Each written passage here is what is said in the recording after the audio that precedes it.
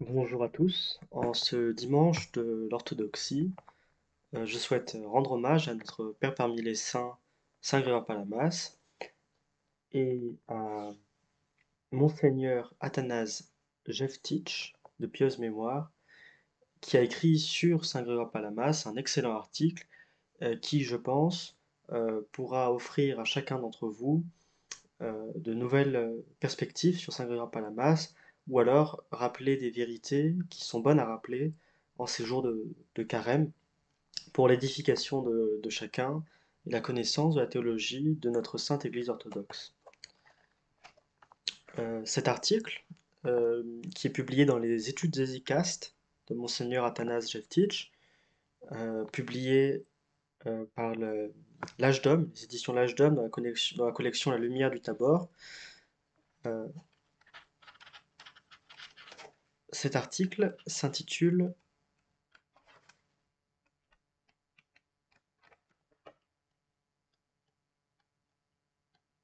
Celui qui est le Dieu vivant et vrai de Grégoire Palamas. Eh bien, commençons. Pour célébrer la mémoire de saint Grégoire Palamas, archevêque de l'Église du Christ à Thessalonique, théologien et père de l'Église catholique et universelle répandue dans le monde, j'ai choisi de vous parler d'une question de portée générale. Le sujet de mon intervention est en effet celui qui est, Oon, c'est-à-dire Yahweh, le Dieu vivant et vrai que confessait théologiquement saint Grégoire Palamas et dont il portait témoignage dans sa vie bienheureuse comme dans sa théologie. Pour commencer, je dois confesser la crainte et l'embarras qui me saisissent de devoir parler d'un sujet aussi théologique devant un auditoire aussi théologien, venu de ma chère ville de Thessalonique, de la Sainte Montagne et de la Grèce, ma seconde patrie. La crainte qui me saisit est surtout de ne pas savoir exposer et commenter comme il le conviendrait, devant votre charité, la foi et la théologie de ce Père si grand parmi les pères et les théologiens de l'Église orthodoxe, et la confession si inspirée qu'il a exposée de ces vérités bibliques et patristique qui représente le noyau même de notre foi chrétienne, de notre identité orthodoxe. Si j'ai choisi de vous parler de ce sujet, je dois le dire d'entrée, c'est que la théologie de saint Grégoire Palamas ne forme tout entière qu'un grandiose commentaire de l'Évangile selon saint Jean, qui était lui-même le plus théologien des évangélistes. Et surtout de son chapitre 17, verset 3. Car ceci est la vie éternelle, qu'ils te connaissent, dans le sens biblique de la connaissance, c'est-à-dire la communion, toi, le seul vrai Dieu, et celui que tu as envoyé, Jésus-Christ. Saint Grégoire Palamas est un théologien véritablement biblique et évangélique, et sa théologie se trouve dans la filiation vivante des grands théologiens de l'Église du Christ, en commençant par saint Jean le théologien, et en poursuivant sans interruption par Irénée de Lyon, saint Athanase le Grand, les Cappadociens, et en particulier Grégoire le théologien, puis Denis l'Aréopagite, Maxime le confesseur, Siméon le nouveau théologien, et tant d'autres parmi les plus grands des pères et théologiens de l'orthodoxie. Cette théologie vivante, biblique, apostolique et patristique continue et poursuit essentiellement la théologie révélatrice de la vérité même du Christ. De ce Christ que saint Grégoire Palamas qualifie aussi de premier théologien. Cette théologie de la manifestation, ou pour reprendre les paroles de Palamas lui-même, cette théologie révélatrice et manifestante, c'est-à-dire cette théologie de la théophanie et de l'eschatologie, n'est pas simplement une philosophie sur Dieu, ce n'est pas non plus une théologie philosophique. C'est le témoignage béni, vivant et véritable, que nous délivrons en envoyé de Dieu, face à Dieu, parlant en Christ, sur le Dieu vivant et véritable, en démonstration d'esprit et de puissance, dans l'exploit béni de l'hésychasme. Dans l'Église, le visage découvert, nous réfléchissons en un miroir la gloire du Seigneur, transformés en cette même image, allant de gloire en gloire, comme par l'Esprit du Seigneur. Le Dieu de saint Grégoire Palamas n'est pas le Dieu des philosophes. C'est bien le Dieu de nos pères, c'est-à-dire le Dieu d'Abraham, d'Isaac et de Jacob, des saints prophètes, des apôtres et des pères, c'est-à-dire aussi le Dieu biblique de la révélation et du salut. C'est encore le Dieu de l'alliance et du conseil avec l'homme, le Dieu de la tradition vivante, judéo-chrétienne, ecclésiale. C'est le Dieu qui s'est révélé en Christ par la puissance de l'Esprit Saint. On peut tenir pour assurer que toute la théologie et tout le témoignage de saint Grégoire Palamas tirent leur source de ce témoignage évangélique du saint apôtre Jean le théologien. Dieu, personne ne l'a jamais vu. Le Fils unique, celui qui est dans le sein du Père, lui, nous l'a révélé. Cette parole est suprêmement évangélique. Et excusez-moi. Cette parole suprêmement évangélique de l'apôtre Jean l'évangéliste contient à l'évidence les deux affirmations bibliques fondamentales sur Dieu. Première affirmation. Dieu, personne ne l'a jamais vu. Elle témoigne du mystère inaccessible et inconcevable du Dieu transcendant de la Bible, ce qui représente donc la moitié à peu près de la théologie de saint Grégoire Palamas. La théologie apophatique, qui confirme précisément la totale impuissance de l'esprit humain à comprendre le mystère de Dieu et du discours humain à l'exprimer dans toute son authenticité. Tout ce que l'esprit humain pourrait comprendre et dire du Dieu inconnaissable, invisible et inconcevable ne représenterait ainsi qu'une sorte de philosophie sur Dieu ou de théologie philosophante. Elle se révélerait indigne de susciter la moindre confiance en sa fidélité et en son authenticité. Une telle théologie ne pourrait maximum qu'apporter et citer quelques éléments qui établiraient l'existence d'une énergie contemplée seulement en ses créatures. Elle ne saurait fournir un témoignage véritable de l'existence du Dieu vivant et véritable, du Dieu par essence et en trois hypostases. La deuxième affirmation contenue dans le passage de saint Jean l'évangéliste que nous avons cité porte cependant aussi témoignage d'une autre vérité. Et c'est bien en cela qu'elle constitue véritablement l'évangile, c'est-à-dire la bonne nouvelle, la joyeuse annonce. Pour nous, les hommes, comme pour notre connaissance et notre discours sur Dieu, pour nous les hommes, comme pour notre connaissance et notre discours sur Dieu. Cette affirmation nous parle en effet de l'apparition et de la révélation de ce Dieu jusqu'alors inconnu, le Fils unique qui est dans le sein du Père. Lui nous l'a révélé. C'est dans cette vérité évangélique, révélée par Dieu, que réside l'autre moitié de la théologie de saint Grégoire Palamas, sa théologie cataphatique, celle qui représente le point de départ de son exploit d'hésychaste et de théologien, ainsi que de son expérience spirituelle dans l'Église. C'est la personne du Fils unique de Dieu, venu du sein du Père, pour nous révéler Dieu le Père, Elle est aussi la source première et authentique, le gage du témoignage théologique et vécu du saint archevêque de Thessalonique et théologien de toute l'orthodoxie. Aussi est-ce bien cette personne de Fils de Dieu incarné, du Dieu-homme, le Christ, qui révèle au monde et aux hommes la sainte et vivifiante Trinité. Celui qui est, Yahvé, Oon, réellement et véritablement Dieu, l'unique Dieu vivant et vrai, ainsi nous sont révélés et offerts à nous autres les hommes la véritable connaissance et le véritable discours sur Dieu, c'est-à-dire la théologie, et par là même la véritable connaissance, l'union vraie avec Dieu et la vie éternelle. Si nous avons dit ces quelques mots en guise d'introduction, c'est pour souligner combien il serait inexact d'isoler et de mettre en valeur la théologie de saint Grégoire Palamas comme une théologie qui serait avant tout consacrée à distinguer l'essence et l'énergie en Dieu. S'il a certes souvent mentionné et souligné dans ses œuvres la vérité théologique de la distinction entre essence et énergie en Dieu, la visée de sa théologie garde tout entière un caractère à la fois biblique et personnaliste marqué, c'est-à-dire un caractère trinitaire. Ce qui saute d'entrée à nos yeux dans la théologie palamite est bien cette vérité de la communion et de l'union vécue de l'homme avec Dieu vivant et véritable, c'est-à-dire la manifestation de la Sainte Trinité, la vérité de la participation totale de l'homme au corps du Christ incarné par la grâce de l'Esprit, et ainsi à la vie d'amour éternel et incréé de la Sainte Trinité, Père, Fils et Saint-Esprit. La réalité et le caractère expérimental de cette union vécue avec le Dieu qui est, inclut pour la théologie de saint Grégoire Palamas aussi bien la vérité de la transcendance et de l'imparticipabilité de l'essence divine, que celle de la participation et de la communion aux énergies divines incréées du Dieu trinitaire. Ce sont donc justement ces éléments théologiques fondamentaux, c'est-à-dire le Dieu comme trinité de personnes, mais aussi son essence transcendante, inaccessible, et la participation, la communion à ces divines énergies, incréées mais participables, qui constituent la théologie orthodoxe de saint Grégoire de Thessalonique sur celui qui est, c'est-à-dire sur le Yahvé biblique, le Dieu vivant et véritable.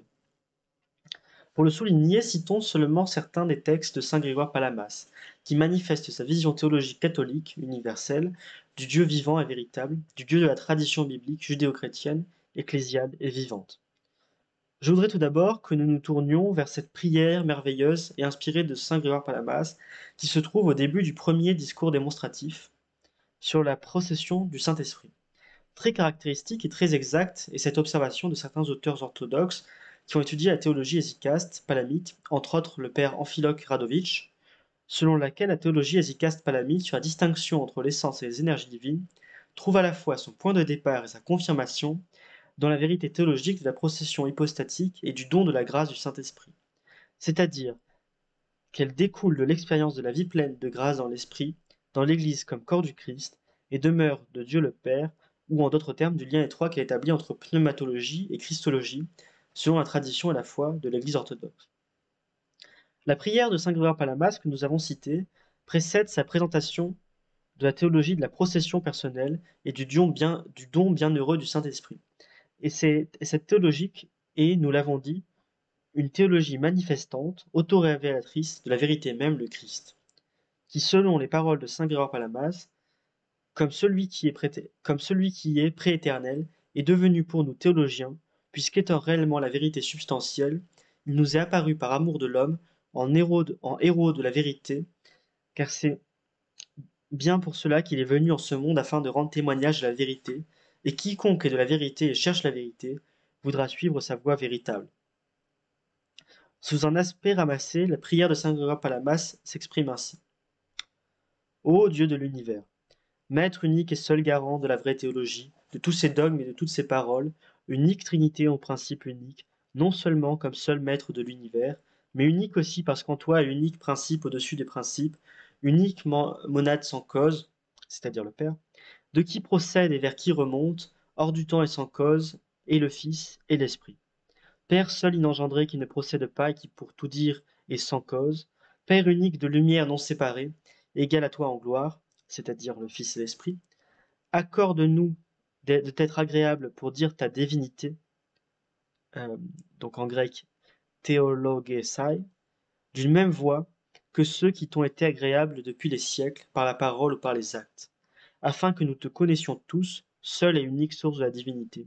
seul Père, le seul qui fasse procéder, et ton Fils unique, euh, il y a un passage coupé, et ton unique Esprit, encore un passage coupé,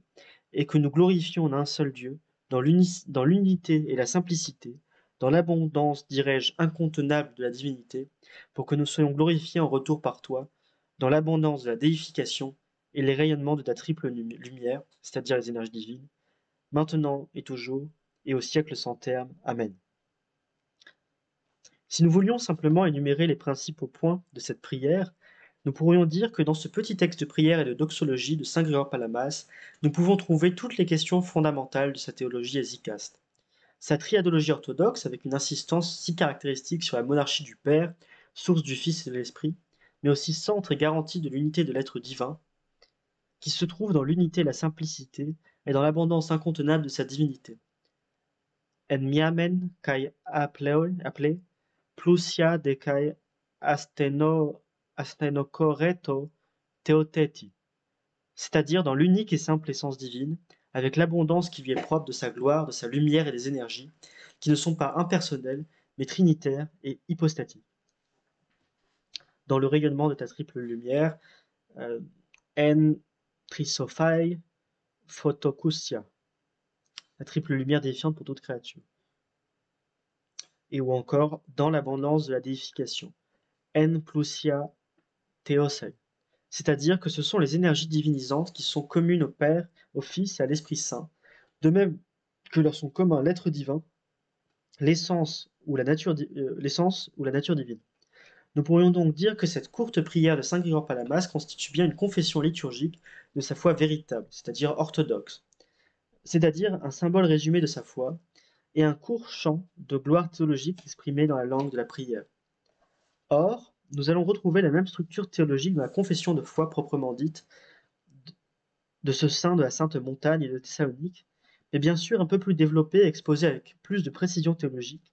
ainsi que dans son tome Agiorite et dans certaines de ses homélies. Par exemple, la 8e homélie contient une confession de la foi et la 16e est vraiment importante.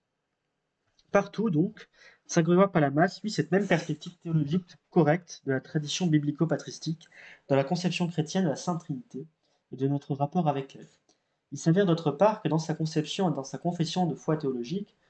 saint Grégoire Palamas suit particulièrement les grands cappadociens et saint Maxime le Confesseur. Étudions brièvement la structure fondamentale de sa confession de foi. Dès le début, il y souligne que le Dieu chrétien est un seul Dieu dans le Père, le Fils et le Saint-Esprit, cru et adoré par nous, monade dans la triade et triade dans la monade. Père sans commencement, cause, source et racine unique de la divinité contemplée dans le Fils et dans l'Esprit. seule cause initiale de tout ce qui est venu à l'existence, duquel viennent un seul Fils, Dieu de Dieu, cause et principe de tout ce qui est venu à l'existence, puisque tout est venu excusez-moi, cause et principe de tout ce qui est venu à l'existence, puisque tout est venu à l'existence par lui, qui par la bienveillance du Père et la collaboration du Saint-Esprit, s'est véritablement fait homme, ayant uni sans confusion ni changement les deux natures, les deux volontés, les deux énergies, mais restant le Fils unique en une seule hypostase, c'est-à-dire personne, mais après son hominisation, opérant, énergion, en tant que Dieu, tout ce qui est le propre de Dieu, et en tant qu'homme, tout ce qui est le propre de l'homme, et son Esprit Saint, du Père, qui procède du Père, qui est lui aussi Dieu de Dieu, subsistant,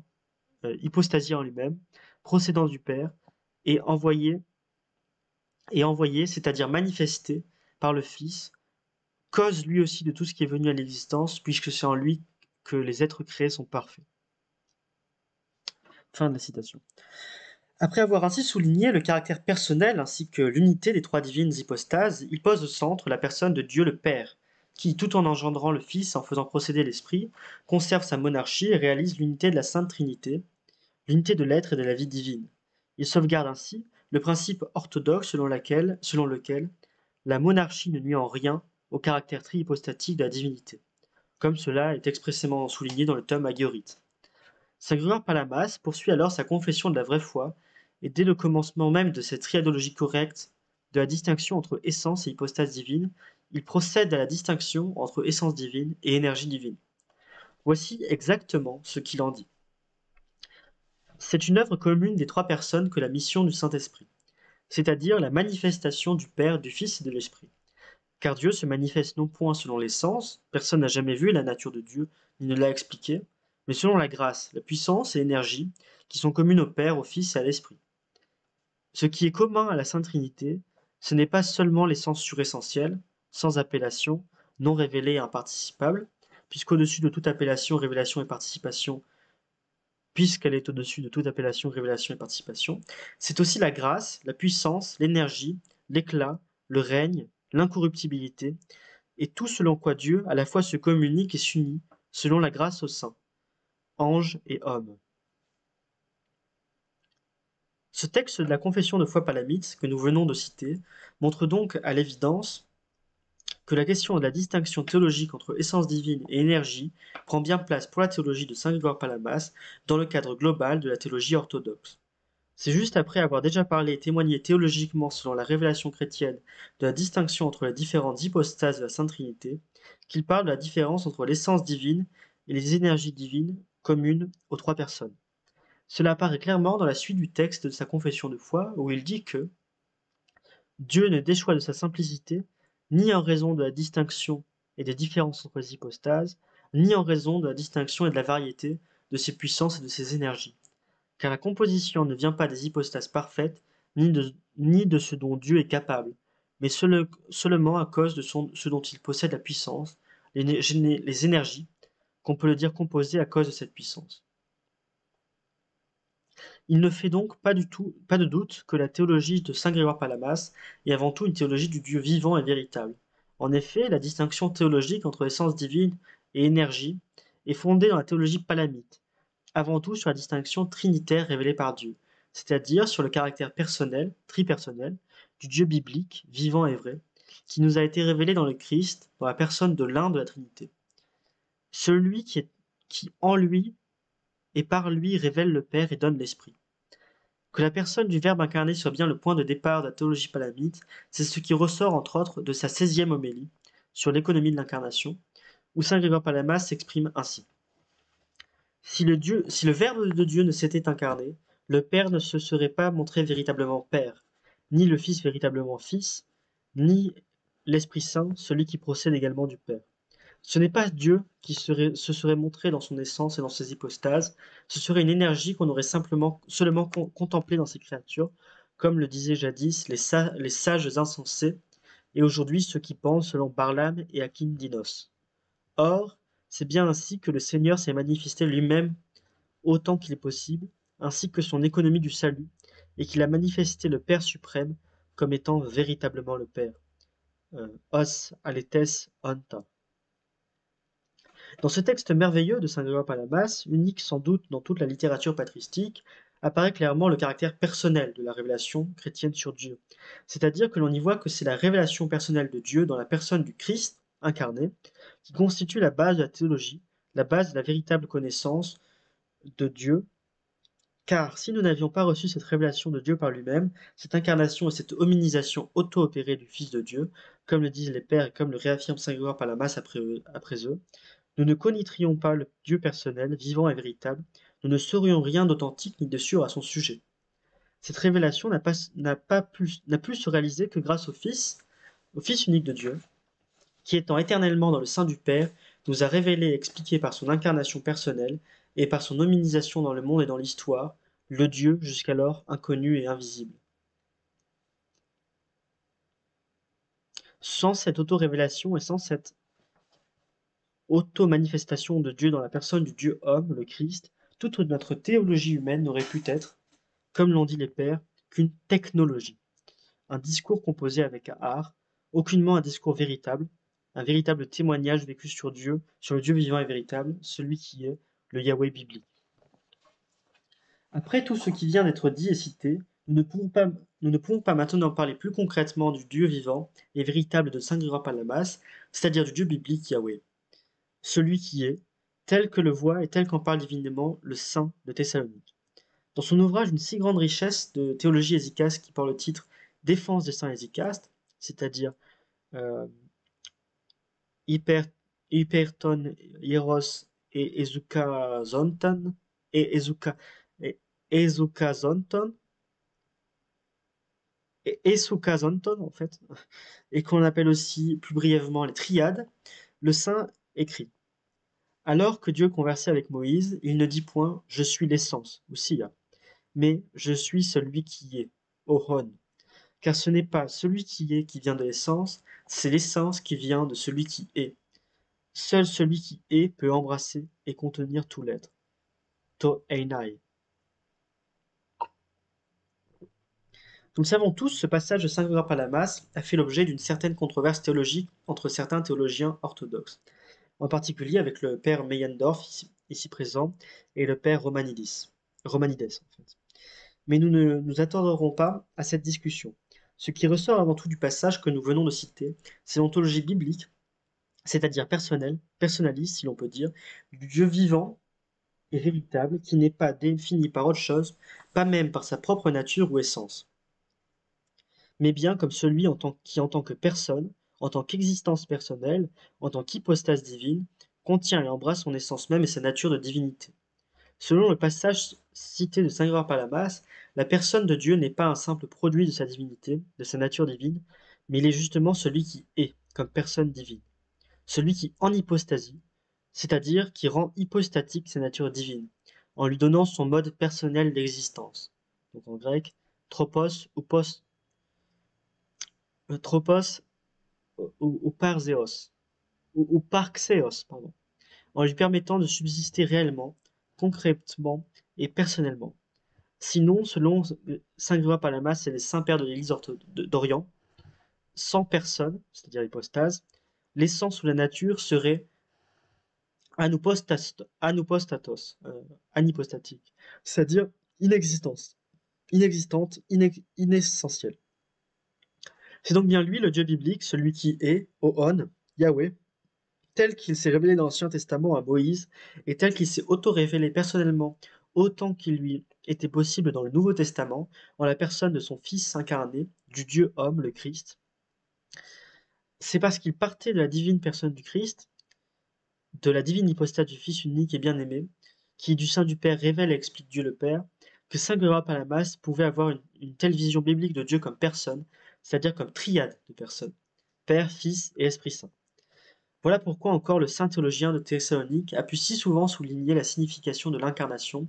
et de la manifestation de Dieu par le Dieu homme, le Christ. Le meilleur de tous les biens, ou plutôt le seul bien, vraiment et incomparablement bon, est l'hominisation de notre Seigneur Jésus-Christ. Donc, incarnation. Il est très caractéristique que la théologie de Palamas prenne ainsi son point de départ dans la Christologie. C'était bien déjà là en effet le point de départ de la perspective théologique biblique des prophètes de l'Ancien Testament, et plus encore de celle des apôtres du Nouveau Testament, et tout particulièrement des apôtres Pierre et Paul. Telle est aussi la perspective théologique de tous les pères de l'Église orthodoxe et de ses conciles œcuméniques. Aussi n'est-il point du tout étonnant que saint Grégoire ait fondé sa théologie hésicaste sur la confession dogmatique de Chalcédoine et du sixième concile œcuménique. Voici ce que Tom Haguerite pouvait dire, en 1351, de la théologie de saint Grégoire Palamas. Il n'était pas besoin de la qualifier d'adjonction, car elle est en réalité seulement un développement du saint sixième concile œcuménique. Adjonction prosteke et développement anaptouxis. C'est justement en partant du témoignage théologique et de la confession dogmatique du sixième concile œcuménique sur la personne du Christ, disant que c'est lui qui lui a uni les deux natures en une seule personne et une seule hypostase, la nature divine et la nature humaine, de même que les deux volontés et les deux énergies, l'énergie divine et l'énergie humaine, que saint Grégoire Palamas pouvait parler de la distinction théologique en Dieu entre nature ou essence et énergie divine.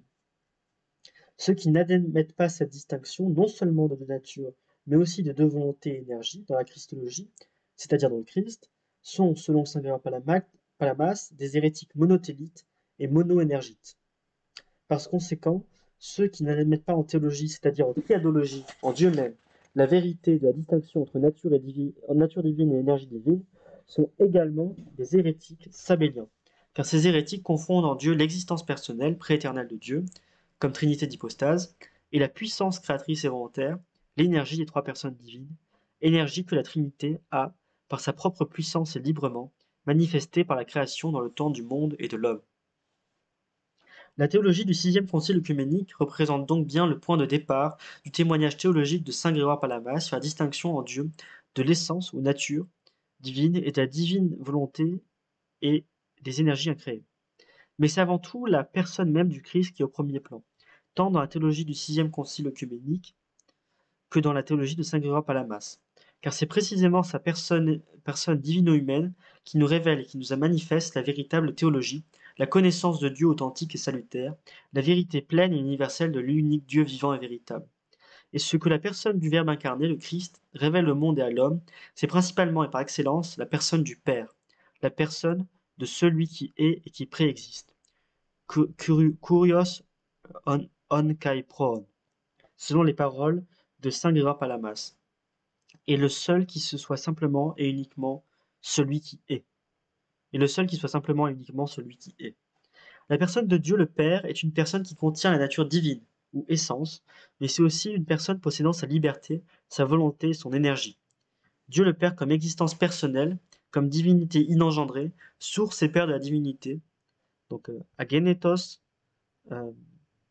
pegaia, theotes, theologon, theogonos au pater, à son Fils personnel, engendré par lui, et son Esprit personnel, qui procède de lui, et qui, et le Fils et l'Esprit, ont la même nature divine ou essence que le Père, mais aussi la même volonté et la même énergie divine, et sont également des hypostases possédant la liberté, la volonté et l'énergie divine. Il nous a aussi révélé la vérité sur la personne du Christ, du Fils incarné de Dieu, lors de son hominisation auto-opérée avec la bienveillance du Père et la coopération du Saint-Esprit. C'est de ce Christ que témoignent les 4e et 6e conciles œcuméniques, et par la suite notre saint théologien Hésicaste. Voilà pourquoi sa théologie est bien véritablement un développement fidèle de la confession théologique de la foi conciliaire de l'Église sur le mystère du Dieu homme, le Christ, qui nous révèle aussi le mystère de la Sainte Trinité, comme Dieu personnel, trihypostasié, vivant et qui est. Et comme l'a justement dit le père Amphiloque Radovitch, étudiant la théologie de Palamas,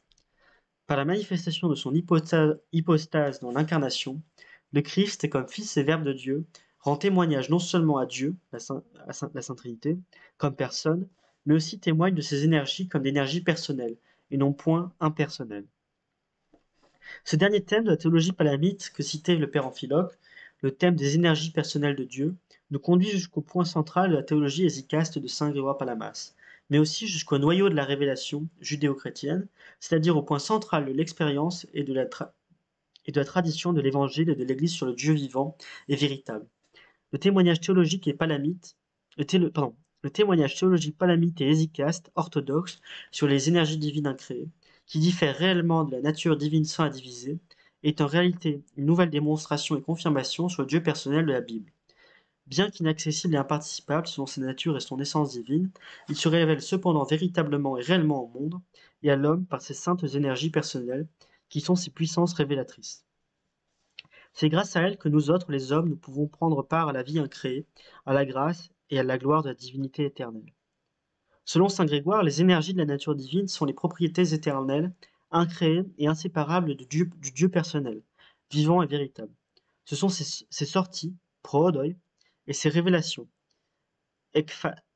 ekphanseis, ses énergies naturelles, ses mouvements divins, ses sorties prévenantes, les divines sorties et énergies de la divinité trihypostatique.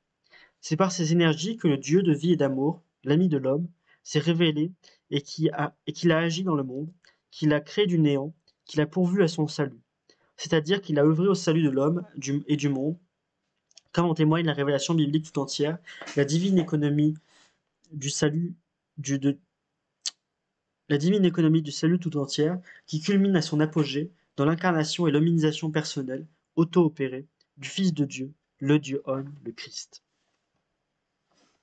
La théologie biblique La théologie de saint Grégoire Palamas, justement sur la base de la Bible, et en particulier sur la base de l'économie, oikonomia, incarnée et personnelle du Christ, établit cette vérité que le Dieu suressentiel et transcendant ne se révèle jamais ni en aucune manière selon son essence, mais seulement selon son énergie naturelle, essentielle, qui est toujours opérée et energopoiei, mise en action par le Dieu personnel, par l'hypostase divine. C'est lui qui en hypostasie sa nature et en manifeste l'activité, qui en actualise volontairement et librement les puissances. Or, c'est aussi selon ses capacités créatrices du Dieu vivant qu'il peut créer hors de lui, sans pour autant altérer sa nature, ni soumettre sa divinité à un quelconque changement. Il nous suffira ici de citer certains passages de ce saint père de l'Église et théologien de Thessalonique et de la Sainte Montagne, qui viendront appuyer cette vérité fondamentale, biblique et patristique. L'un des textes peut-être le plus caractéristique pour la théologie palamide des énergies divines à créer, mais aussi pour son insistance sur le caractère personnel, triadique de ces énergies, est peut-être sa troisième lettre à Akindinos. Bien que cette lettre soit consacrée presque tout entière à notre sujet, nous n'en citerons que deux passages. Le premier passage est le suivant. Voici l'unique divinité des trois personnes que nous adorons. Voici l'essence, la volonté, la puissance, l'énergie et autres choses semblables, non point comme si elles étaient une réalité unique sans aucune différence entre elles, n'ayant ensemble qu'une seule essence, ce serait bien là le fait de la folie de Barlam, mais considérées ensemble et immuablement dans le Père et le Fils et le Saint-Esprit. Du passage que nous venons de citer, il ressort clairement que dans le Dieu que confesse Grégoire Palamas avec toute l'orthodoxie, c'est-à-dire dans le Dieu vivant et véritable de la divine révélation, l'essence divine et les énergies divines sont bien distinctes, bien qu'elles ne soient ni séparées ni divisées, mais qu'elles existent seulement et uniquement dans le Dieu qui est et qui vit, dans les personnes divines de la Sainte Trinité, mais pas indépendamment, ni à côté, ni au-dessus d'elle. C'est bien en effet la personne qui est le porteur de l'essence ou de la nature, et c'est elle qui actualise les énergies de cette essence. Le Dieu tripersonnel, trihypostatique, se révèle, écrit saint Grégoire Palamas, tout entier en chaque énergie, et c'est pourquoi son essence est indivisible. Qu'il se révèle et qu'il agisse bien par les énergies, et pas seulement par les sens, cela ne constitue pas une moindre révélation ou une action d'espèce inférieure. Cela représente la révélation et l'action tout entière du Dieu tout entier, mais du Dieu personnel. Car le Dieu personnel ne se révèle qu'ainsi, c'est-à-dire par l'action, par l'énergie, tout en restant caché selon l'essence.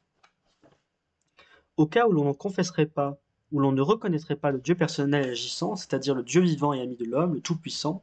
le Pantodonamos, celui qui a toute puissance, toute énergie,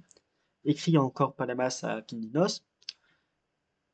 puisque Barlam le Calabré et ses partisans ne le reconnaissent pas, cela voudrait dire que l'on adorerait un Dieu inactif, anenerintos, qu'on ne pourrait même pas le qualifier d'agissant créateur ou encore d'agissant divinement, théorgon, et pas même d'agissant, ainsi que l'hérésie de Barlam. Et c'est ainsi que l'hérésie de Barlam nous présente un Dieu inexistant, car ce qui ne possède ni puissance ni énergie, d'une manière générale, n'existe pas et n'est rien. Toujours à la suite de cette troisième lettre à Akinlinos, saint Grégoire Palamas dit encore que celui qui dit que Dieu n'a pas d'énergie naturelle ou essentielle est en réalité comme un athée, car c'est comme s'il disait qu'il n'y a pas de Dieu. Une telle théologie n'est pas même chrétienne, puisqu'elle nie le Dieu homme, le Christ. Car les saints pères disent clairement qu'en l'absence d'énergie naturelle ou essentielle, le Christ qu'on adore en ces deux énergies ou en ces deux natures n'est plus ni un Dieu, ni un homme. Le saint archevêque de l'église de Thessalonique développe encore dans d'autres œuvres inspirées le trésor de sa théologie biblico-patristique sur le Dieu vivant et véritable, le Tout-Puissant et l'ami de l'homme, le Père et le Fils et le Saint-Esprit. C'est ainsi par exemple qu'il écrit dans sa lettre à l'évêque Daniel que « Nous sommes tous des créatures, non seulement du seul Père, mais aussi du Fils unique et du Saint-Esprit. Mais puisque l'activité de celui qui agit, c'est-à-dire l'énergie, appartient à celui qui agit, les œuvres ta energiemata, c'est-à-dire les créatures, ta ktismata, viennent de celui qui agit. On ne peut pas dire que ce soit des œuvres de l'énergie. C'est-à-dire que les créatures ne sont pas l'œuvre d'une activité impersonnelle, mais de celui qui agit par les énergies du Dieu personnel. En témoigne, continue saint Grégoire Palamas, le grand théologien, saint Grégoire de Nazianze, lorsqu'il dit, parlant contre ceux qui appellent le Fils de la volonté, il s'agit des ariens, si le Père l'a engendré volontairement, telon, selon plutôt,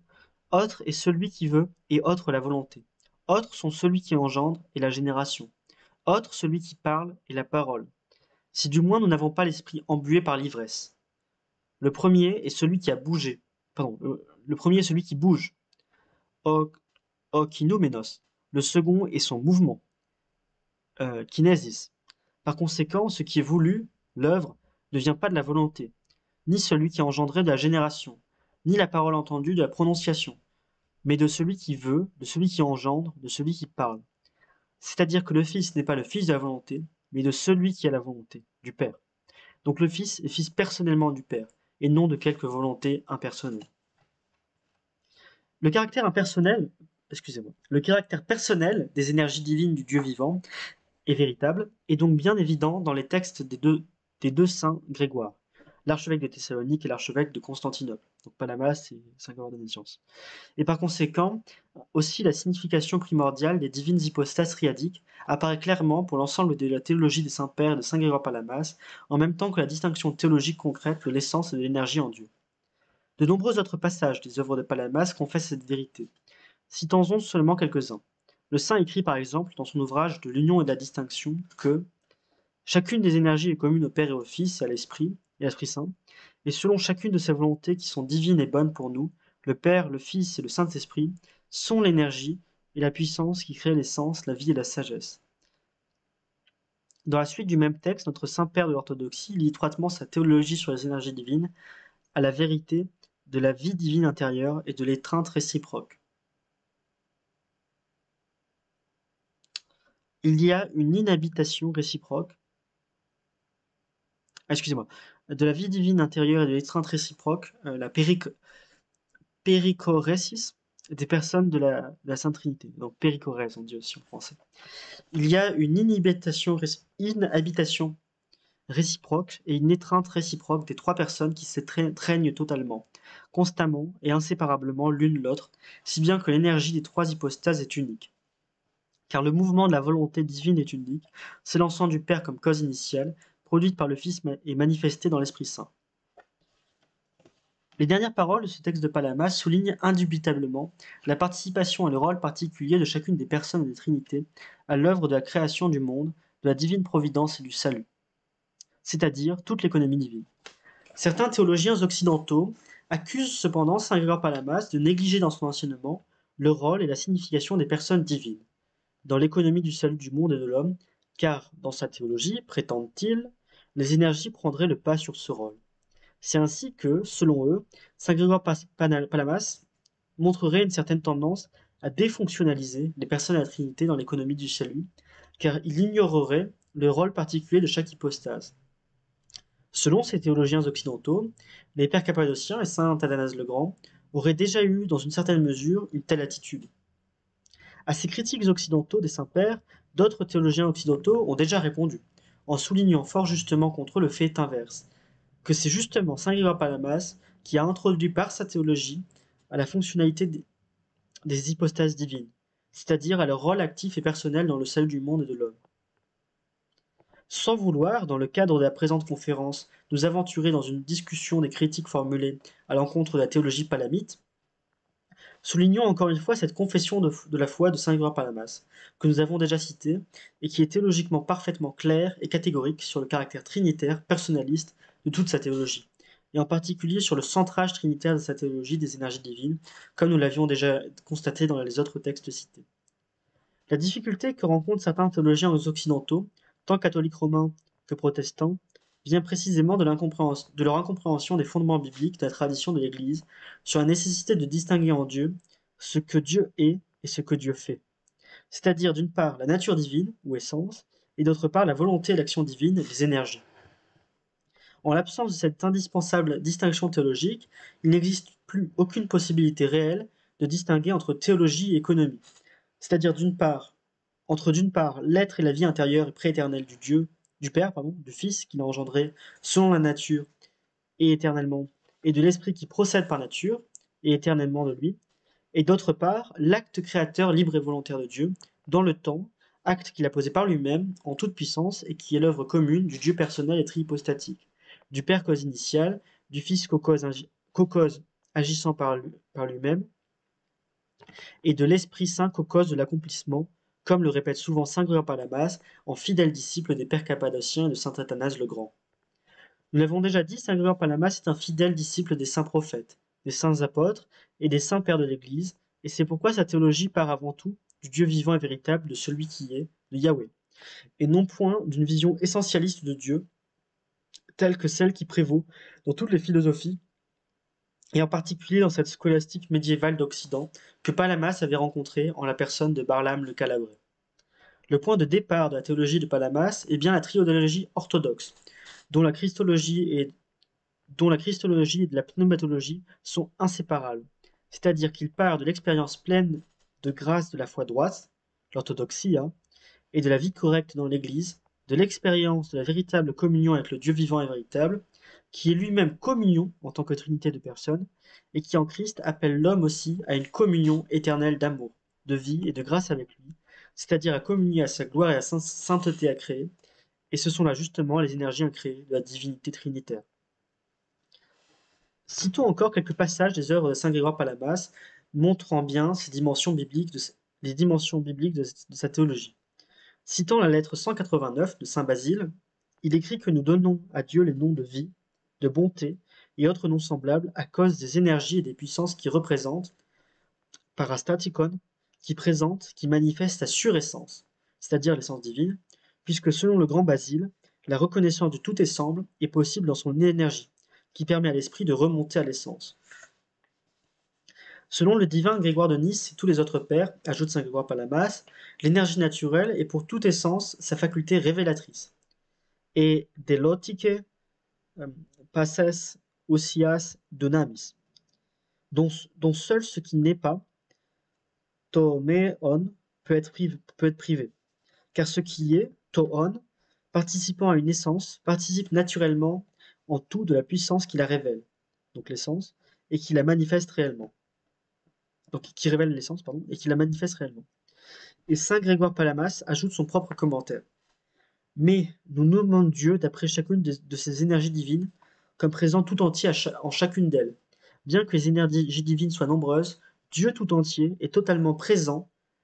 et nuparkei en chacune d'elles d'une manière totalement indivisible. C'est cette même vérité théologique que développe également saint Grégoire Palamas dans ses autres œuvres, et en particulier dans ses célèbres triades, et dans ses chapitres, c'est-à-dire la vérité, donc 150 chapitres, c'est-à-dire la vérité du Dieu qui est véritablement le Dieu de la révélation, celui qui est et qui vit, en tant que monade divine et unique, trinité des personnes, en tant que Dieu absolument autonome et libre, Dieu d'amour véritable et de grâce. Il écrit par exemple dans le chapitre 137 que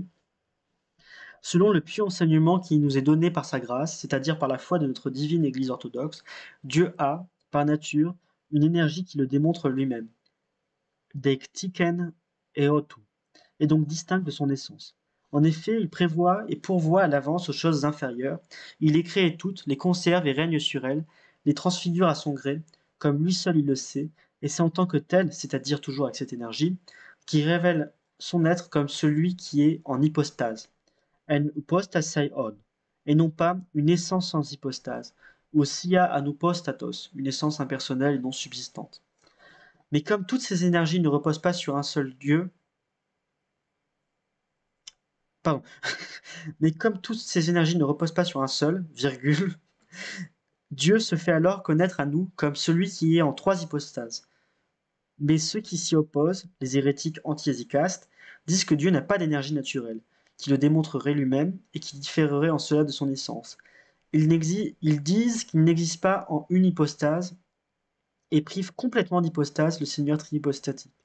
dépassant ainsi la cacodoxie, la foi erronée, de Sabellius le Libyen, qui niait la trinité des hypostases, dans la mesure même où l'athéisme dépasse en perversité la cacodoxie. Le passage de la théologie palamide que nous venons de citer souligne clairement toute la signification qu'il faut accorder à la différence théologique entre l'essence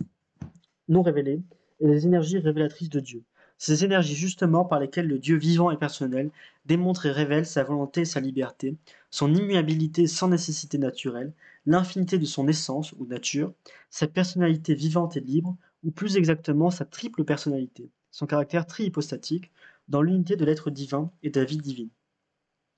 Le travail théologique et le témoignage personnel de saint Grégoire Palamas consiste justement à commenter correctement la divine révélation, c'est-à-dire la manifestation et l'action du Dieu vivant et véritable dans l'économie de la création et du salut du monde et de l'homme, dont témoigne toute la tradition judéo-chrétienne de la Bible et de l'Église, et toute l'expérience bienheureuse des hésicastes. En aucun cas, Palamas ne s'est fixé pour but de fabriquer ni sa propre philosophie théologique, ni une théologie philosophique qui porterait sur un être métaphysique, par exemple l'être véritable, to ontoson, du platonisme, ou l'unique, ton n, du néoplatonisme. Celui-ci n'était en réalité que mort et inexistence. Ce n'était qu'un être impersonnel, dépourvu de toute hypostase et sans vie, totalement incapable tant de se révéler que d'agir personnellement dans le monde et dans l'histoire humaine, que ce fût comme créateur, comme providence ou comme véritable sauveur et ami de l'homme, comme être communiable et réellement participable, koinonikos, mais sectos, par nous autres les hommes, c'est-à-dire comme celui qui éternellement vivifie et déifie l'homme, sans s'altérer lui-même ni altérer l'homme, sans dépersonnaliser ni absorber en lui l'être personnel créé à l'image de Dieu. Contre une telle conception de la divinité, si profondément étrangère au christianisme, saint Grégoire Palamas écrit dans ses triades qu'il nous faut chercher ailleurs un autre Dieu que le Dieu mort de l'essentialisme philosophico-théologique de Barlam et des scolastiques, qui ne possède pas seulement en lui-même sa propre perfection, auto tele, sa propre énergie, auto energinton, si on le considère en lui-même, mais qui soit un Dieu bon, c'est-à-dire qu'il soit véritablement celui qui est, qui vit et qui aime, car c'est seulement ainsi qu'il ne pourra plus lui suffire de se mouvoir par la contemplation de lui-même, un Dieu qui soit non seulement autosuffisant, c'est-à-dire sans ressentir aucun manque ni aucune nécessité, mais au-delà de toute plénitude, hyper plérestaton, c'est-à-dire, c'est ainsi en effet que lorsqu'il voudra dans sa bonté faire le bien, il le pourra. Il ne sera ni impuissant ni immobile, mais pourra se mettre en mouvement. C'est ainsi qu'il sera présent à tout et à tous, à toutes et à tous, non, c'est pas ça, à tout et à tous par ses sorties et par ses énergies créatrices et providentielles. En un mot, il nous faut chercher un Dieu qui soit participable d'une manière ou d'une autre. Theon onta pos mesecton, mesecton, afin qu'en y participant chacun de nous reçoive de la façon qui lui est propre et en proportion de sa participation, l'être, la vie et la déification. Onteis kai zontes kai enteoi esometa.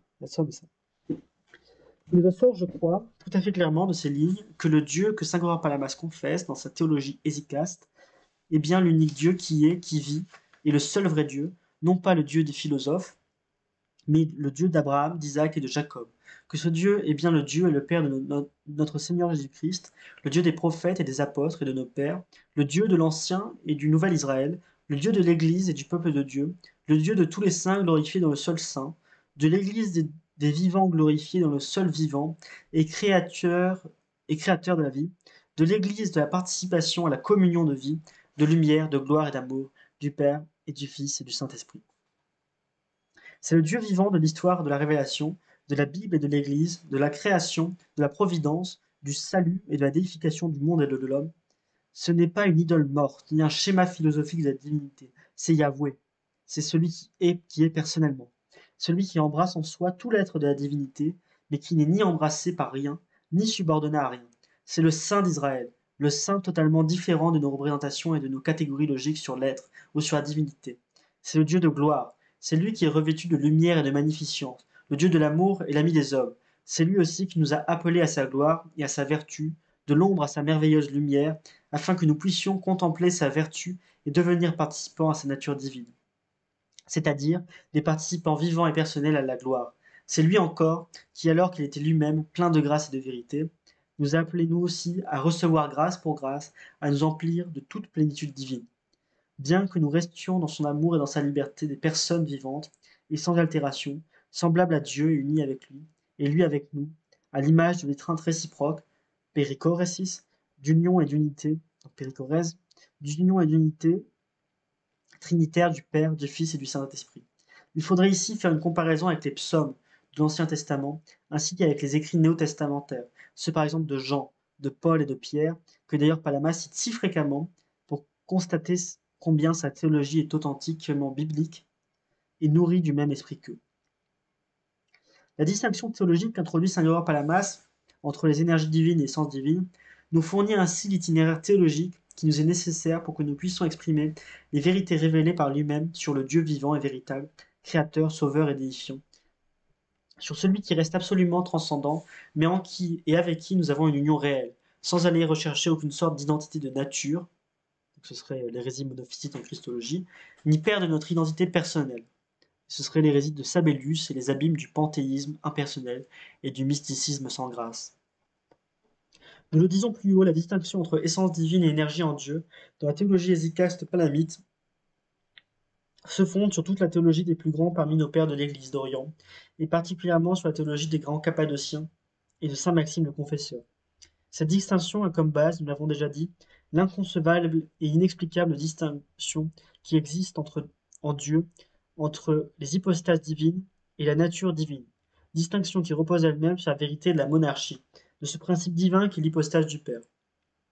celui qui engendre prééternellement le Fils et fait procéder le Saint-Esprit. Selon cette théologie des plus grands parmi nos pères de l'Église d'Orient, ce sont les personnes aux hypostases divines qui ont ici une signification primordiale. Le Père, le Fils et le Saint-Esprit, car l'essence ou la nature divine, à la fois une et unique, n'existe qu'en elle. Les pères ont explicitement souligné que ni la nature ni l'essence ne sauraient exister anopostatos, c'est-à-dire sans hypostase. Ce qui signifie que seule l'hypostase peut faire que la nature ou l'essence existe réellement ou concrètement, qu'elle subsiste. Naturellement, il souligne également qu'il n'existe pas non plus d'hypostase sans essence, anousios, c'est-à-dire d'hypostase qui naît sa nature comme contenu essentiel. Mais lorsque les saints-pères parlent d'hypostase ou d'existence personnelle, cela implique simultanément, en théologie comme en anthropologie, et la volonté et la liberté, et par conséquent la puissance comme potentialité d'agir, c'est-à-dire l'énergie qui appartient aussi à la nature même de l'existence personnelle, à l'essence de la personne ou hypostase réellement existante et vivante. C'est pourquoi saint Grégoire Palamas, suivant les pères, peut dire que de même qu'une essence ou nature ne peut exister sans hypostase, c'est-à-dire sans subsister, taille, en une hypostase concrète, de la même manière, exactement aucune essence ou nature ne saurait exister sans posséder sa puissance naturelle et son énergie. Selon saint Maxime, écrit saint Grégoire Palamas, il n'est pas possible qu'une nature existe ni qu'elle soit connue, privée de son énergie naturelle. De la même façon, notre saint dit ailleurs, une hypostase sans essence et sans énergie est impossible. Il est donc bien vrai que la théologie de saint Grégoire Palamas il est donc bien vrai que dans la théologie de saint Grégoire Palamas, la vérité de la distinction, mais non de la séparation, entre l'essence et les énergies divines prend sa source directement dans la vérité du mode personnel d'existence, tropos ou parxéos, du Dieu vivant, vrai et tout-puissant, du Dieu donc autonome, doué de volonté, de puissance et de liberté, qui comme tel est aussi créateur librement et sans aucune nécessité, selon sa volonté comme selon sa toute-puissance naturelle, son énergie. Si donc Dieu est bien ce créateur vraiment libre et autonome, autoxousios, il doit certainement aussi posséder sa puissance et son énergie personnelle et naturelle, car il n'est pas possible d'agir et de créer energien kai domiurge gain sans énergie, ni d'exister sans existence, hyparxéos, dit saint Grégoire Palamas, toujours en union avec les pères. Et dans un autre passage parlant de Dieu agissant librement, si l'on se souvient de celui qui agit, tout energuntos, on désigne ainsi implicitement aussi l'énergie, ten energeian, et si l'on parle d'énergie, on embrasse par le verbe aussi celui qui accomplit cette énergie. En vrai philosophe chrétien, et non comme quelques penseurs grecs, c'est-à-dire païens, saint Grégoire Palamas sait bien que par la foi comme par l'expérience de l'Église, et c'est là tout aussi bien sa confession personnelle que sa bienheureuse expérience, que le Dieu vivant et véritable possède et manifeste sa volonté et détermination divinement libre et son conseil divin. CF, la vérité fondamentale de la Bible sur le grand conseil de Dieu comme trinité de personnes, vérité qui reste constamment présente dans la tradition hésicaste et patristique. Voilà pourquoi il peut déclarer que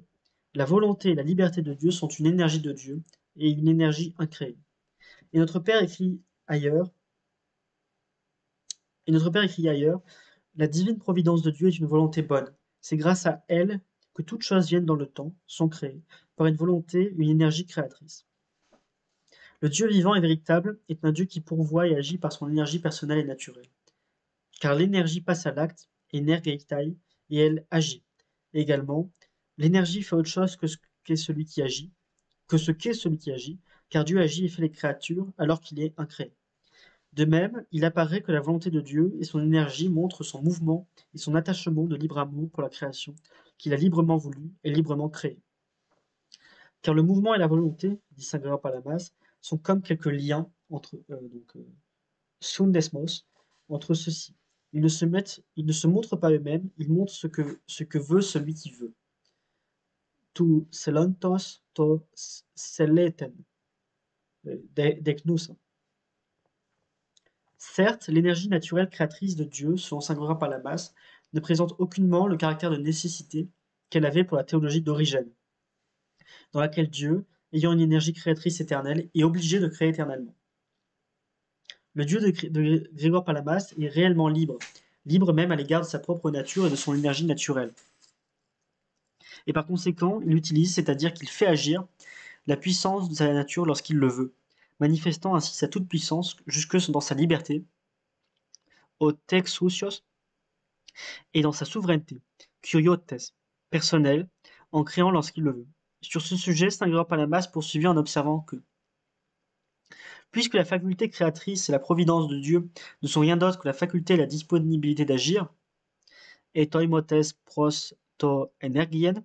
lorsqu'il le veut, et c'est bien cela la puissance divine, sa puissance accompagne, sundromon, sa volonté. Cela voudrait-il dire que le divin soit composé, mais comment sa disponibilité et otoimotes pourrait-elle être composée? Dans ce dernier passage, on peut remarquer la réponse que fait saint Grégoire Palamas à la question qu'avait posée Barlam et ses partisans aux hésychastes orthodoxes, faisant remarquer que la distinction entre essence et énergie en Dieu offensait la simplicité divine, la simplicité de l'être divin. Comme on le sait, c'était là l'objection principale des anti-hésychastes, de ceux d'hier comme de ceux de notre temps, contre la théologie palamite orthodoxe. Saint Grégoire Palamas, nous le savons, résiste cependant à cette objection fondée sur la simplicité de Dieu, objection d'ailleurs plus philosophique que théologique, venant de la philosophie scolastique, par un simple rappel de la distinction fondamentale qui existe déjà en l'être divin entre l'essence divine, la nature, et les personnes ou hypostases au principe divin, sans cependant que cette distinction, qui constitue bien la quintessence du christianisme, offense en rien la divine simplicité. Pour Grégoire Palamas, comme pour les grands cappadociens et les autres pères de l'Église d'Orient, la garantie de l'unité et de la simplicité de l'être divin n'est pas tant philosophique ou essentialiste que biblique et personnelle. C'est donc pas tant la seule nature ou essence divine simple et unique qui peut fournir la garantie de l'unité et de la simplicité de l'être divin, que la divine monarchie de l'hypostase du Père, qui fait et garantit l'unité de la divinité. Puisque, selon les paroles de notre saint théologien, le Père est sans commencement et sans cause, seul il est cause, racine et source de la divinité contemplée dans le Fils et dans l'Esprit Saint. Le saint archevêque de Thessalonique souligne fréquemment dans ses œuvres, par exemple dans Sur la participation divine, que la trinité des divines hypostases ne porte pas offense à la simplicité du Dieu, car les personnes ne forment pas une composition, ni entre elles, ni avec l'essence divine, bien que les hypostases, personnes de la Trinité, soient distinctes sans confusion, car elles sont aussi consubstantielles en une étreinte réciproque. En outre, souligne saint Grégoire Palamas, en Christ aussi nous croyons en un seul Seigneur Jésus-Christ, c'est-à-dire en un seul Fils de Dieu, qui s'est fait homme, c'est-à-dire double, diplôme, ce qui veut dire un seul, double comme Dieu homme. Et cependant, son incarnation auto-opérée, ni l'hypostase composée synthetos hypostasis que nous reconnaissons en lui après l'incarnation, selon les pères, n'ont introduit aucune composition.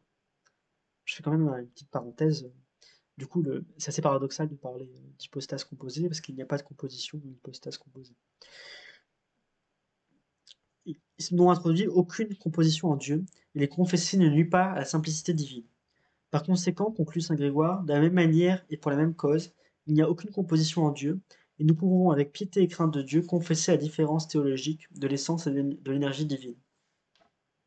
Et saint Grégoire Palamas d'ajouter encore que selon les pères, et en particulier selon Denis l'Aréopagite, nous veillons avec raison à la fois à unir Dieu et à distinguer la divinité, puisque la divinité elle-même est à la fois unie et distinguée. Par conséquent, nous devons confesser qu'en Dieu, une chose est l'essence et qu'une autre est l'hypostase ou personne, puis qu'un seul Dieu est adoré en une seule essence et en trois hypostases. Et en Dieu, une chose est la personne, un autre est la sortie, prodos, ou l'énergie, ou la volonté, bien que le Dieu qui agit et qui veut soit un. Mais de même que celui qui est dit doté de volonté, Salatikon, s'est révélé avoir une volonté, de même celui qu'on appelle agissant, énergué, avait fait voir son énergie. Et la simplicité, à plotès de Dieu, n'en est pas atteinte. Comme l'écrit le grand Basile. Dieu seul est toujours indissiblement agissant, et Dieu, ayant conçu toutes choses et les maintenant ensemble, opère, et énergei, chacune des énergies divines, dans l'unité, simplement et indivisiblement, et rentré en lui-même, et sans se quitter jamais lui-même en chacune de ses sorties. C'est-à-dire en chaque chose dans le monde ou en chaque homme, il se suggère lui-même tout entier et tout seul, indivisible dans les distinctions. Dieu, d'une seule énergie, opère tout, tout entier présent et agissant simplement et indivisiblement en chaque énergie, et reconnu tout entier et tout seul indivisiblement en chacune de ces énergies.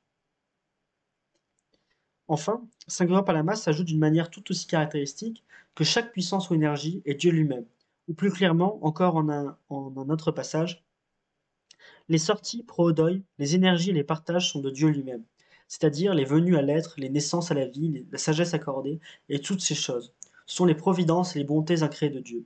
Et lui est elle, Dieu, sauf selon l'essence. En guise de conclusion pour toutes ces citations, nous pourrions nous reporter à ce passage de notre saint.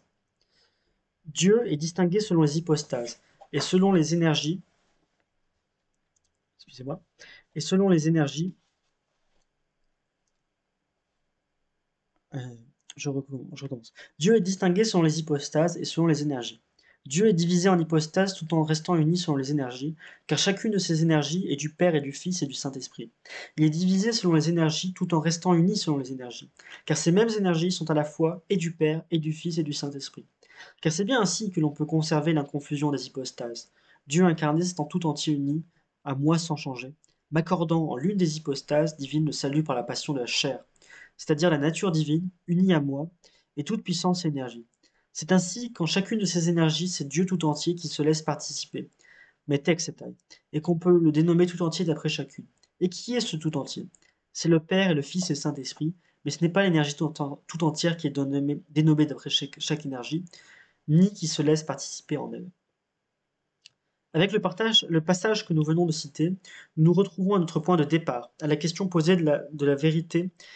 de la théologie hésicaste et palamite, de l'expérience et de la vie spirituelle hésicaste, c'est-à-dire de la triodologie, de la christologie et de la pneumatologie, de leur lien mutuel dans le discours sur Dieu, théologie, et dans la connaissance de Dieu dans l'orthodoxie. Or, c'est justement cette expérience bienheureuse de la vie spirituelle en crise dans l'Église qui confirme la théologie palamite des énergies divines trinitaires incréées. Car les énergies de la vie divine et de la lumière divinisante incréée découlent pour nous les hommes seulement et uniquement du Christ fait chair et fait homme, qui vit dans l'Église par la grâce du Saint-Esprit comme salut et comme sauveur, comme nouvelle vie, lumière, gloire et déification. C'est justement sur la base de cette expérience spirituelle bienheureuse dans l'Église que saint Grégoire Palamas peut tenir son discours sur Dieu et posséder sa connaissance de Dieu. Et c'est bien sur cette base que sa théologie peut être si authentiquement empirique,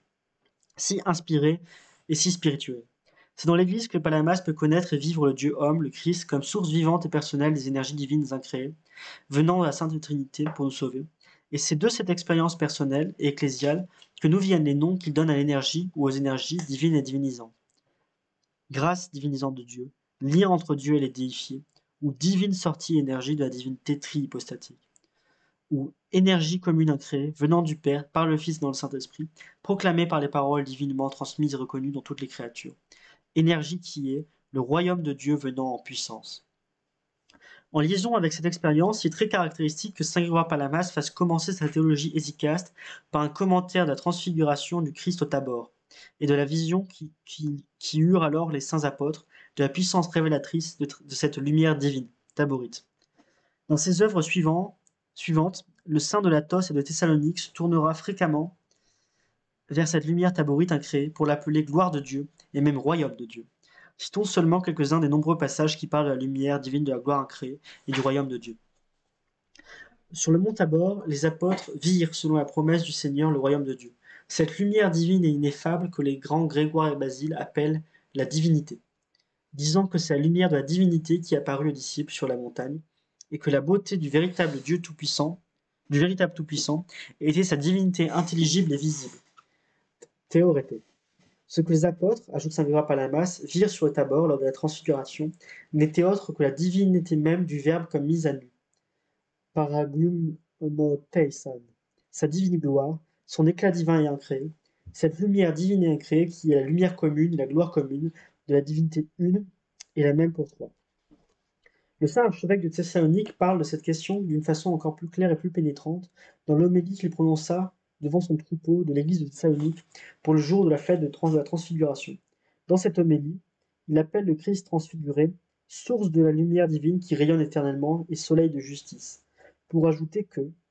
notre Seigneur Jésus-Christ tenait depuis toujours du ciel cette splendeur du Tabor. Ainsi n'avait-il pas besoin de prière pour que son corps resplendît de lumière divine. Il ne fit qu'indiquer, à l'intention des saints, d'où lui viendrait cette splendeur divine et comment elle leur apparaîtrait. En effet, les justes eux aussi brilleront comme le soleil dans le royaume de leur Père. Et c'est ainsi que, devenus tout entier lumière divine, tels des rejetons de la lumière divine, ils pourront, divinement et ineffablement, voir le Christ lui-même plus que lumineux, lui dont la gloire jaillissant naturellement de sa divinité, s'était révélée au Tabor, communiquée également à son corps, du fait de l'union hypostatique. Dans l'homélie 35 qui suit, le saint théologien de la lumière taborite continue à décrire l'expérience des apôtres et des saints-pères, et le vécu de la lumière divine incréée. Il souligne que cette lumière divine et déifiante rayonne du Dieu homme, du Christ, et que c'est par cette énergie divine incréée, gloire impérissable de la divinité, que Dieu s'unit réellement avec nous, bien que selon son essence, elle nous reste inaccessible et imparticipable. Cette bienheureuse énergie et gloire divine qui est l'héritage éternellement promis et prédestiné des saints dans le Christ. Et il peut donc répéter que cette gloire et cette royauté et cette splendeur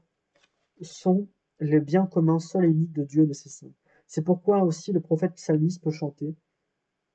que la splendeur de Dieu notre Dieu soit sur nous, que la splendeur du Seigneur notre Dieu soit sur nous, mais nul n'a osé dire jusqu'à présent que l'essence puisse être commune à Dieu et aux saints et unique, mais bien que sa splendeur divine qui est venue maintenant lors de la transfiguration sur la montagne du Tabor se révélait commune à la divinité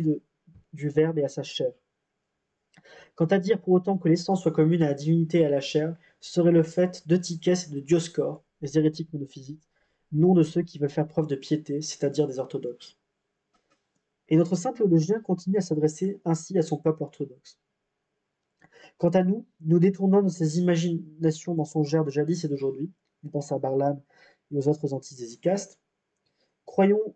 comme nous l'avons appris, que les saints voient et reçoivent par communion, koinonein, le royaume, la gloire, la splendeur, la lumière indicible et la gloire de Dieu, mais non point son essence. Marchons donc vers l'éclat de la lumière de la grâce, afin de reconnaître et de vénérer la divinité au triple éclat brillant de façon unique, le rayon ineffable qui jaillit d'une seule nature en trois hypostages, projetant, éclame pusan, une lumière unique et indicible, et levons le regard de notre pensée vers le Verbe, le Christ, qui maintenant demeure avec son corps au-delà des cieux, siégeant en Dieu à la droite de la majesté du Père. Contemplons donc nous, contemplons donc de nos yeux intérieurs ce spectacle grandiose, notre nature demeurant éternellement avec le feu immatériel de la divinité. Approchons donc pour être illuminés et vivre dans l'éternité illuminée par la gloire de la splendeur trisolaire au principe unique, monarchia. Le fragment de saint Grégoire Palamas que nous venons de citer est d'une immense richesse de contenu et de signification théologique. Il manifeste clairement en lui-même les véritables dimensions bibliques et patristiques de la théologie hésicaste de Palamas. Mais avant de l'étudier, citons encore l'homélie 35, où transparaît le caractère personnel, personnaliste et plus encore christocentrique de la théologie hésicaste palamite des divines énergies incréées, et en même temps de la grâce incréée de Dieu. Établissant un parallèle entre le Christ transfiguré et le soleil, notre saint ajoute. Par conséquent, le Christ, qui est le soleil de la vérité et de la justice, n'ayant pas seulement un éclat et une gloire naturelle, mais également la volonté naturelle correspondante, brille providentiellement et salutairement pour les yeux seuls qu'il veut bien, et pour autant qu'il le veut. C'est pourquoi, quand il le voulut, il apparut comme le soleil et se rendit visible aux yeux des apôtres. Je crois que ces paroles se passent de commentaires. Elles témoignent clairement du caractère évangélique et sotériologique de la théologie de saint Grégoire Palamas, où le Dieu-homme, le Christ, se tient au centre comme contenu de la théologie hésicaste, des énergies divines incréées et déifiantes, c'est-à-dire de la grâce, de l'amour et de la gloire lumineuse du Dieu vivant et véritable. C'est pour cette gloire que le Christ priait son Père, que ses disciples la vissent, ainsi que tous ceux qui à travers eux croiraient en lui. Cette gloire, cette lumière ou cette grâce sont la grâce et l'amour de la Trinité, la puissance éternelle et incréée des énergies créatrices, transfigurantes et divinisantes de la divinité trihypostatique, le Père, le Fils et le Saint-Esprit. Car selon saint Grégoire Palamas, comme selon la théologie et la liturgie orthodoxe, la transfiguration du Christ a un caractère non seulement théologique, mais encore expressément trinitaire. Elle représente la plénitude de la manifestation divine, de la théophanie trinitaire du Nouveau Testament, comme du reste tout ce qui est du Christ dans le Nouveau Testament, dans l'Église.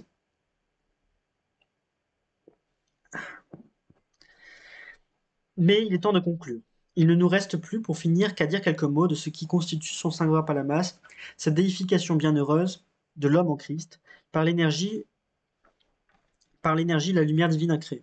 Notre saint nous en parle assez largement et fréquemment dans ses œuvres inspirées. Nous citerons ici qu'un passage caractéristique de ces triades hésicastes inspirées. La grâce de la déification dépasse donc la nature, la vertu et la connaissance, et selon saint Maxime, toutes ces choses lui sont infiniment inférieures.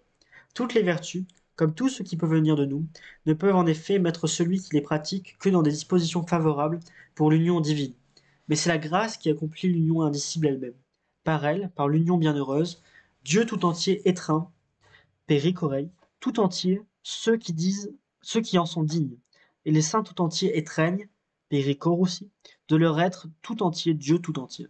Se saisissant de Dieu tout entier, sans recevoir d'autre récompense que Dieu seul, pour l'ascension qu'ils ont accomplie en montant vers lui. Il s'attache à eux, telle l'âme s'attachant au corps, comme à ses propres membres. Il les a jugés dignes d'être en lui par une adoption en hypostasie, selon le don et la grâce du Saint-Esprit. Cette citation de saint Grégoire Palamas, expressément christologique, mais également aussi triadologique, pneumatologique, ecclésiologique et sotériologique, nous renvoie à sa source. C'est la théologie des saints apôtres Paul et Jean, dont nous parlions au début de cet exposé. Car tant les apôtres que saint Grégoire Palamas parlent en une même langue biblique et évangélique du salut éternel et de la vie en Christ dans la Sainte Trinité, notre unique Dieu vivant et véritable, celui qui est.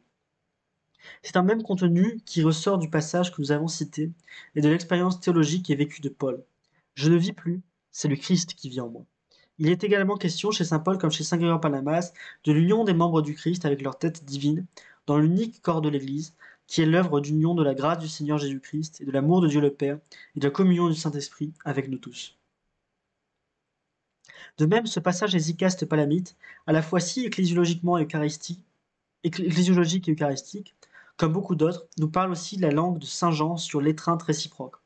perichoresis, divino-humaine, de la vie commune bienheureuse, incréée et impérissable des personnes de la Trinité avec les saints,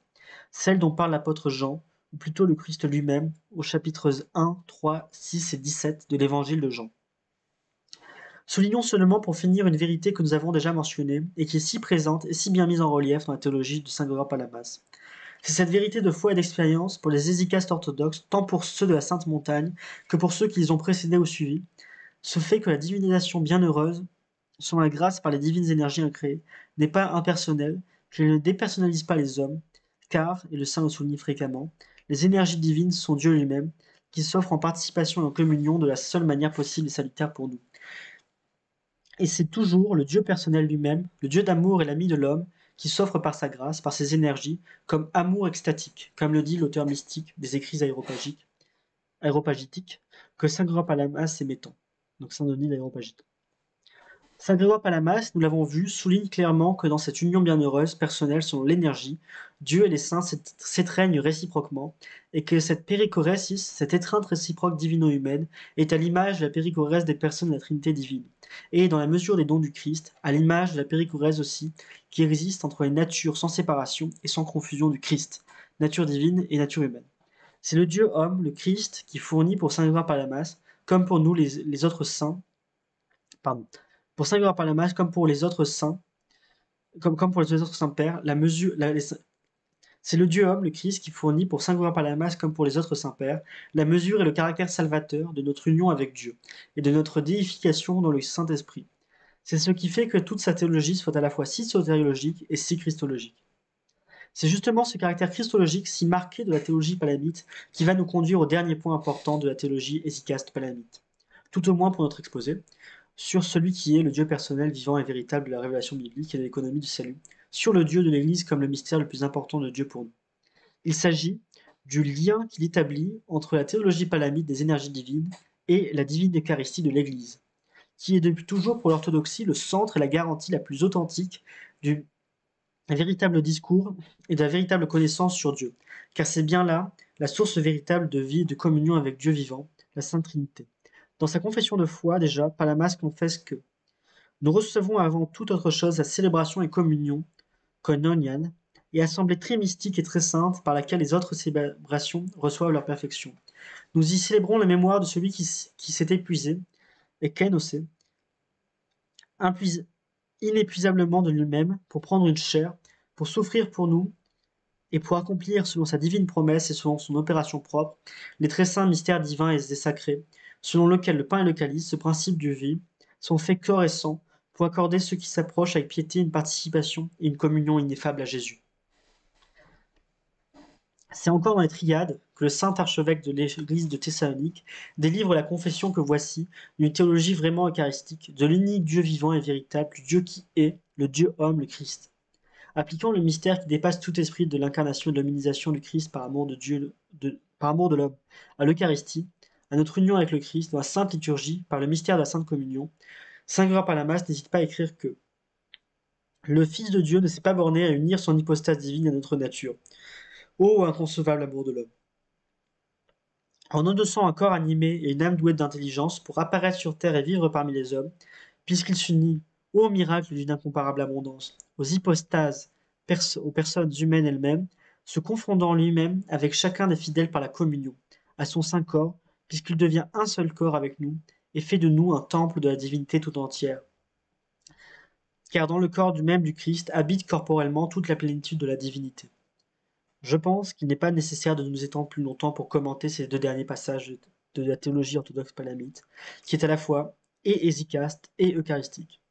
Je soulignerai seulement, encore une fois, que dans ces deux passages, on peut clairement voir ces vraies dimensions bibliques, ecclésiales, hésicastes, liturgiques et eschatologiques. C'est là que l'on peut constater à quel point la théologie palamite est bien d'inspiration apostolique et patristique sur l'union divino-humaine. La communion de déification, koinonia theoseos, comme il le dit lui-même dans le discours démonstratif, et qu'il s'agit bien de l'union du Dieu déificateur et des hommes, qu'il a déifié, de l'union de celui qui est éternellement le Dieu vivant, du Dieu personnel, trinitaire et des hommes, qui ont été vivifiés, rendus immortels en lui, et déifiés par la gloire éternelle et incréés de sa divinité. Eh bien, mes frères, j'ai fini de lire cet article, ce, ce discours, en fait, prononcé par le monseigneur Athanas Jevtich. Je ne vais pas trop m'étendre à en faire son commentaire, puisque je pense qu'il parle lui-même et qu'il est lui-même un commentaire de l'œuvre de Saint Gras Palamas. Euh, je pense néanmoins que je pourrais ajouter que ce commentaire et les passages de Saint Gras Palamas qui sont cités et qui sont choisis astucieusement dans le but non pas de faire une sorte de, de collection de citations sorties de leur contexte pour pousser l'idée, mais plutôt d'embrasser toute la théologie de Saint Gras Palamas et de la comprendre en comprenant son propos et en donnant des exemples de son propos par des citations. Bref, ces citations-là montrent bien la théologie de Saint Gras Palamas, montrent bien à quel point elle est pleinement contenue déjà dans la théologie de Saint-Irénée, de Saint-Jean déjà, Saint-Jean le théologien, de Saint-Irénée, de Saint-Athanas, des Cappadociens, de Saint-Maxime le Confesseur, de Saint-Jean d'Amascène, et avant ça même dans la Bible, la théologie de David et de Salomon, de Moïse et des théophanies bibliques et des prophètes, et montre cette unité et ce parachèvement que fait Saint Grégoire Palamas, et tous nos pères parachèvent les pères précédents en reprenant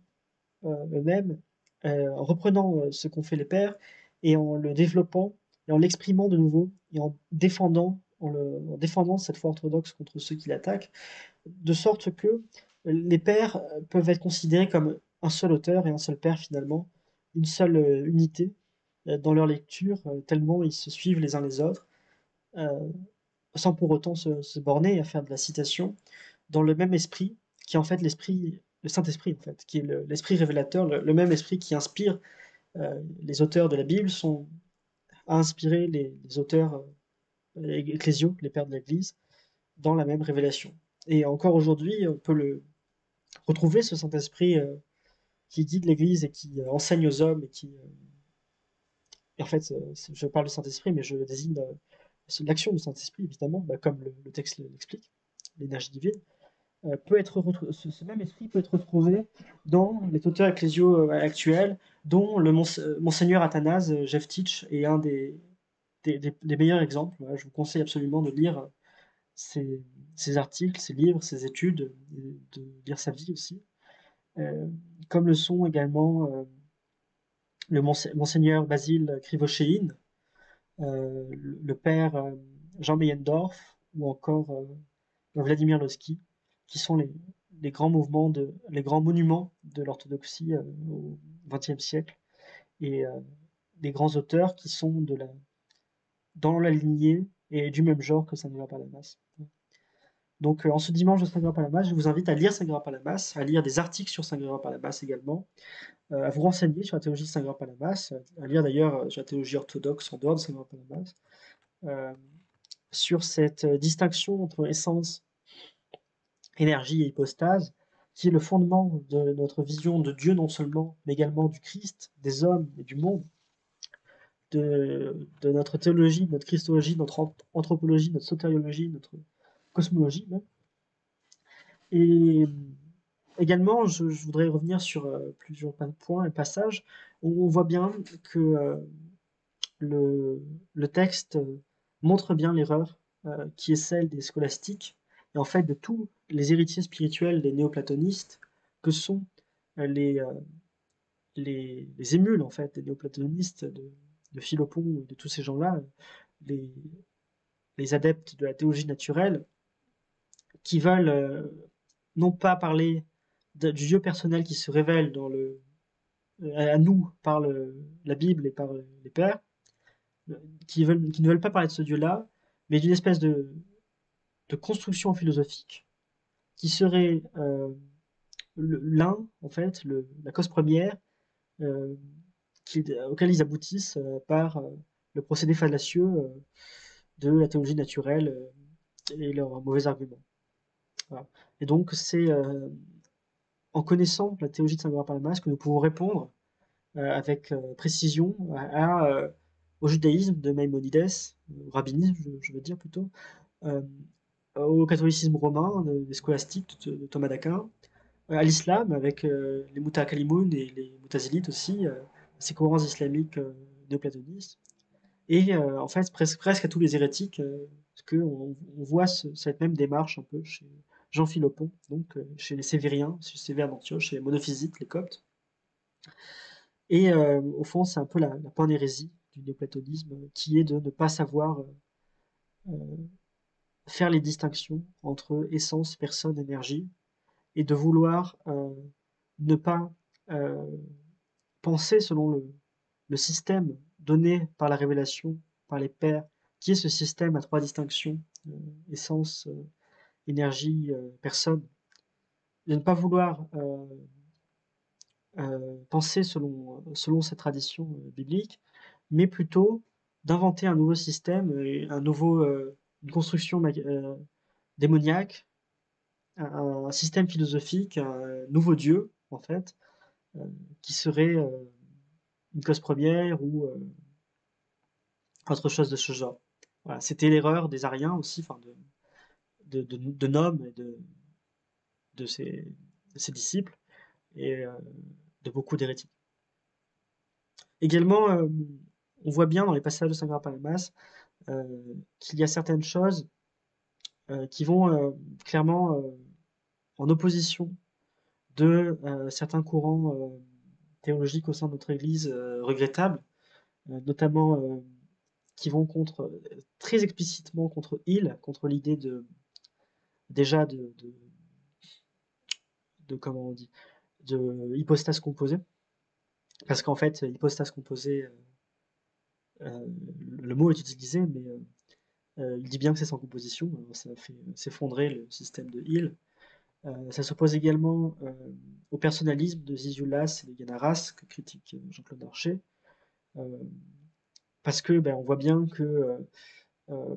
si Saint-Gregoire Palamas insiste sur la personne et qu'il ne commet pas l'erreur des scolastiques de nier la personne,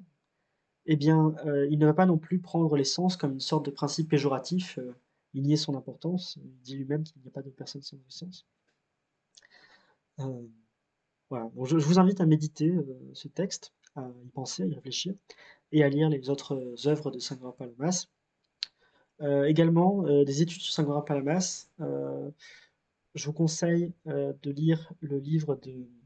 Tyrone Pino, en anglais, sur Saint-Gregoire Palamas. Le livre de David Bradshaw, également sur Saint-Gregoire Palamas, donc en anglais. Le livre de Jacques Lison, euh, sur Saint-Gregoire Palamas, en français. L'article de Basile Krivoshin, que je vais peut-être vous lire juste après avoir lu celui d'Athanase Jevtich, et tout ce que vous pouvez de Saint-Gregoire Palamas sur lui, et également des Palamites, hein, que sont Jean-Claude Larcher, Meyendorff, et tous ces gens-là. Donc passez un bon dimanche de Saint-Gregoire Palamas, voilà, prions Saint-Gregoire Palamas, prions Dieu et demandons l'intercession de Saint-Gregoire Palamas pour nous, et inspirons-nous de lui pour connaître Dieu et également pour défendre la foi orthodoxe, la théologie orthodoxe, euh, et également pour pratiquer l'union à Dieu dans notre vie spirituelle. Que Dieu vous garde et vous bénisse. Au revoir.